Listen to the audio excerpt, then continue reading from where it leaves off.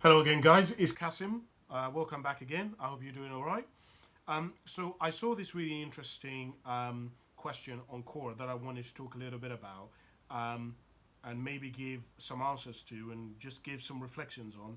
I hope that you can find it useful. I hope maybe it can trigger something for you. It can add some value to the quality of your life. But essentially, it goes something like this: My daughter of 16 years of age runs away, not literally, but she leaves as soon as I enter a room as though she's trying to avoid me. As her father, what should I do about this? So that's what I wanted to talk a little bit about.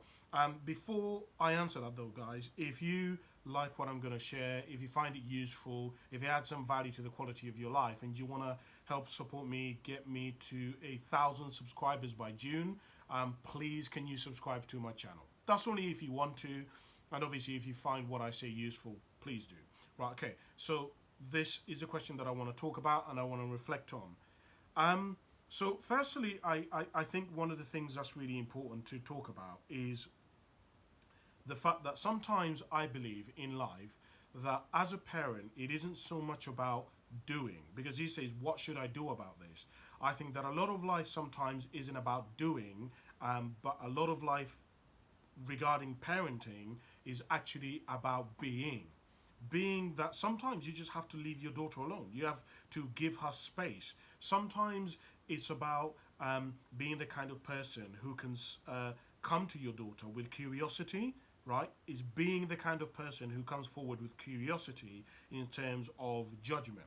And what I would say is the assumption that I'm going to make is that by the way in which you've wrote this, as in what should I do about this, and the way in which you've wrote my daughter runs away, not literally, and leaves the room, comes from a place of judgment.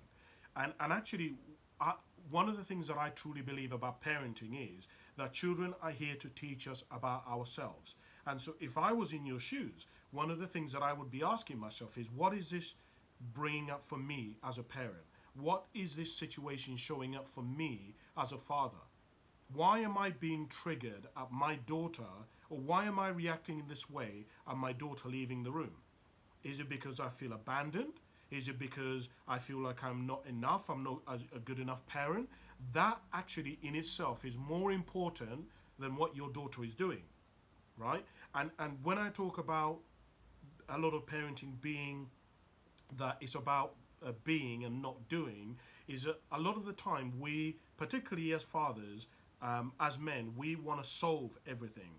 We want to take an approach of, well, let's just fix it. But actually, sometimes in life, there are some phases of life and periods of life where you just have to let things be, right? Like, for example, I remember um, I was speaking to somebody and they were explaining to me that they got really upset with a friend of theirs and they didn't see their friend for like 6 months. And they literally didn't talk for like 6 months, and they got into this massive argument. And they saw each other after 6 months, and they both said, I don't even remember what we were arguing about, how stupid we were. Meaning that it actually wasn't about them doing anything, it was about them just being. It was about them just living out their life and going through that period. As we know, teenagers go through loads of different stages. They go through loads of different changes when they're between, 16 to about 25. They have to they're learning about themselves, they're learning about people, they're learning about boundaries, they're learning about how things work. They're trying to figure out their place in the world. They're learning about what is right for them, what they like. They're trying to figure out, how do I fit into the world? How do I become liked? Right? And part of, I remember I was listening to a woman called Doctor. What's her name? Doctor. Oh my God! Doctor Shafali.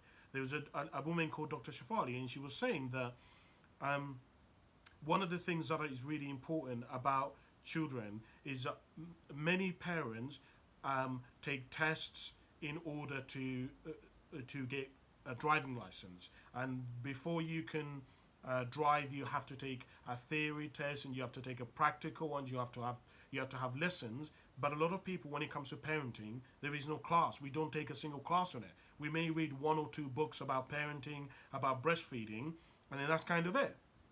But a lot of the time, parenting is obviously very complex. And so she talks about the fact that as a parent, one of the things that's important is you want to, for example, learn a little bit about psychology. You want to learn a little bit about child development. What are the different stages that children go through? And she was saying a lot of people don't do that. A lot of people just wing it. They just think, well, I'm a parent, and it will just naturally come out of me. But if you that and that works if you want to be a good parent. But if you want to be a great parent, then you're gonna have to work on it, because nothing great. No one's ever got to the top of Mount Everest by winging it, by just seeing how things go. You have to plan. You have to learning. You have to learn. You have to study. You have to get advice. Right? The other thing as well that I've learned about parenting that I think applies in this situation is around this concept of what energy do you bring into rooms. I can't remember the woman who I learned this from, but she was saying that when you walk into a room, what is the energy that you bring in? Do children want to see you? Does your daughter want to see you? Are you coming in with an air of, I come to you because I really want to spend some time with you? Or are you coming in with expectation? Are you coming in with judgment? Are you coming in with questioning? Or are you coming forward with curiosity, with trying to figure out how can we bond together? How is your day been? What's important to you? How can I help you? How can I serve you? See, that intention changes the space. It changes the karma. It changes the energy in which you're received by kids. And you've got to remember that children, particularly I would say people under the age of 18, most of the time are acting by impulse. They're acting by instinct because they don't yet have language. They don't yet have the understanding of the way in which the world works. They don't yet know how to articulate themselves. So they have to and remember, kids have to figure out what is safe because they want to survive. So they have to try to figure out energy. What does this person want from me? Is this person safe? Right? And because of that, obviously that means that kids are a lot more sensitive to the energy in which kids bring into their space. So I would personally say that if I was in this situation, I would do two things. Number one is I would look at the energy in which I'm bringing forward into my daughter's space. Am I coming forward with curiosity? How can I serve her? How can I be of help? How are things in her life? I'll try to look at myself and try to look at my understanding. Why is she behaving like this? What's important to her right now? What did I feel like? What did I behave like when I was 16 years of age? And the second thing that I would look at is about creating such an environment that I've not only given her space to be herself, to go through a journey, to experience life, to go through whatever she needs to go through, but also create such a space that she feels like if she wants help, she can come to me. That's something that I would definitely look at.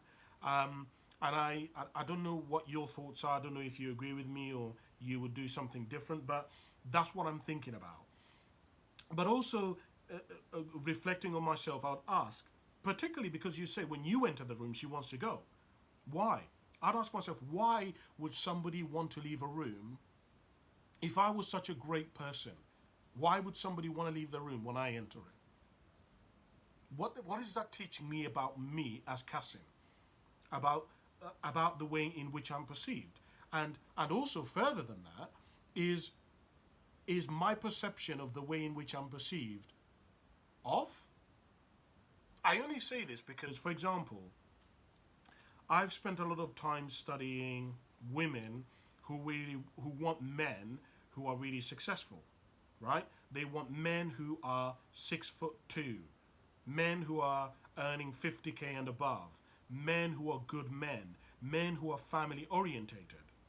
And then the question that you then ask, men who are good looking, men who are big schlongs. And then one of the things that you then ask is, what could you possibly offer to such a man as a woman? And a lot of the time the woman's like, well, I'm good looking, but you earn 20k a year, he earns 50. And actually, you think that you're a 10 out of 10, but in reality, you're a 6 out of 10, right? you talk about family values, but you don't even know how to cook, right? And so, what I learned from that is that sometimes the perception that we have of ourselves and the way in which we're perceived is very different to actually how we are received and actually how we are perceived, right? And this is obviously where communication comes in, because you may be thinking that your daughter is receiving you very well, that actually you're a great father, but the way in which your daughter perceives a great father is very different. What she needs is very different to what you believe she needs. All right, and this is where actually you've got to have a conversation. You've got to talk, right? And talking actually a lot of the time starts with parents. A lot of people think that if you want your kid to start talking, that you've got to talk to them. I disagree. You've got to start talking to your missus. I think that one of the great benefits that I had in my family when I was growing up is that my parents constantly had discussions about stuff. At the dinner table, they talked about politics, they talked about family, they talked about racism, they talked about food, they talked about religion, they talked about education. My parents, I saw them talking about this stuff, which then was like, okay, well, I learned that's the way in which people are supposed to converse. But a lot of parents are in a relationship with their partner, but they don't talk.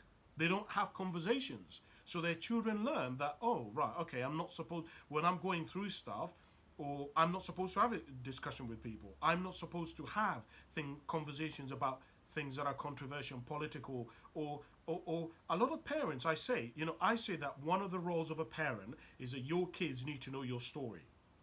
Before your child reaches age 25, one of your duties as a parent is to share your story with your child. Because a lot of kids don't know who their parents were prior to having them, right? A lot of kids, and if you know anything about psychology and child development, kids idolize their parents. They put their parents on a pedestal. They think their parents are godlike. Their parents can never do anything wrong. And so actually one of your jobs as a parent is to remove the veil from getting your child to believe that you're in somewhat superior, that you're somewhat heightened, that you're somewhat better than what they think. You want to get your children to see you as a person. And part of that is you want to share what you went through, right? Share your story. What did you go through when you were 16? What were some of the things that were really difficult, right? Show your kids photos of you when you were 17, when you were 15.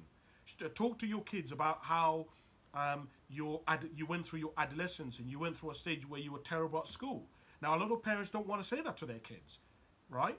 And so kids think that people are supposed to be perfect all the time, and there is no blemishes, and there is no errors, and there is no they grew up in this kind of, like, I call it the Instagram picture, where they think that the world is supposed to be like that. But in reality, the world is not a Disney movie. The world is more like a soap opera. It's more like a drama.